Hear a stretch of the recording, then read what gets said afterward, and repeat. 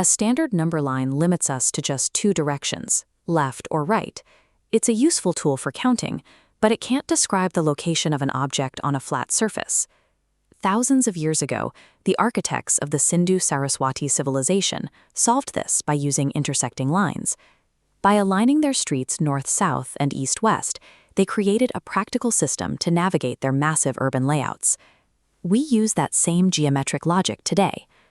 By taking a horizontal x-axis and intersecting it with a vertical y-axis at 0, we create a two-dimensional Cartesian plane. To navigate this plane, we follow a single rule.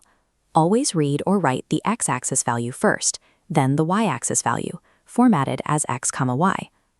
To find a point at 3, 4, you walk 3 units right, then climb 4 units up. These two perpendicular axes provide a structured framework. They allow us to pinpoint the exact physical location of any object using just two numbers. With a simple pair of numbers, the most common error is assuming the order doesn't matter. Swapping coordinates to 4, 3 changes the destination. Walk 4 right, climb 3 up. Reversing order puts the intersection in the wrong place.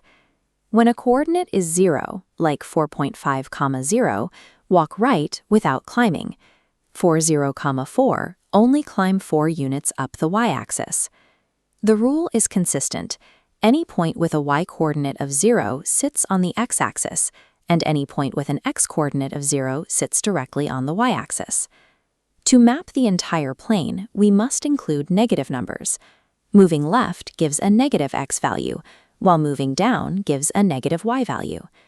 The axes form 4 counterclockwise quadrants. Point Q, -5, 3, is left 5, up 3, in quadrant 2. Point S, 3, -5, is right 3, down 5, in quadrant 4. Now try identifying this new point. It's -4, -2, left 4, down 2. Predict which quadrant any point belongs to simply by checking the positive or negative signs. Architects and cartographers use these same coordinate rules to translate buildings and floor plans into accurate, navigable maps. Placing the origin at the bottom left wall junction aligns the room with our axes. The bed's corner on the y-axis has an x-coordinate of 0 at 0, 5.